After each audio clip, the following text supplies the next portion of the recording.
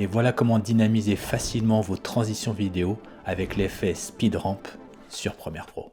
Ok, je commence par créer une séquence, CTRL N, je choisis la cadence à 25 images secondes, et voilà mes deux plans, je les ai tournés à 50 images secondes, je modifie le métrage pour le basculer à 25 images secondes, ce qui sera plus conforme à la séquence que je veux créer.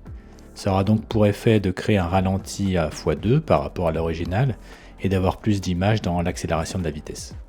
On va donc pouvoir jouer sur la vitesse à la sortie du premier plan et à l'entrée du deuxième plan. Ok, donc sur les deux rushs, clic droit en bas, afficher les images clés des éléments, modification de vitesse, vitesse. On agrandit la taille de la piste pour voir la valeur de vitesse, elle est bien à 100. Avec la plume, on crée une image clé à l'endroit où l'on veut commencer à augmenter la vitesse. On va pouvoir augmenter la vitesse en utilisant l'outil de sélection. On le monte à près de 10 fois la vitesse originale. Afin que la montée en vitesse ne soit pas trop brute, on peut lisser en déplaçant ce curseur vers la droite ici. Et on peut même arrondir encore la courbe comme ça pour que ce soit encore plus fluide. Et vous l'avez compris, sur le deuxième clip, on va faire la même chose à l'inverse.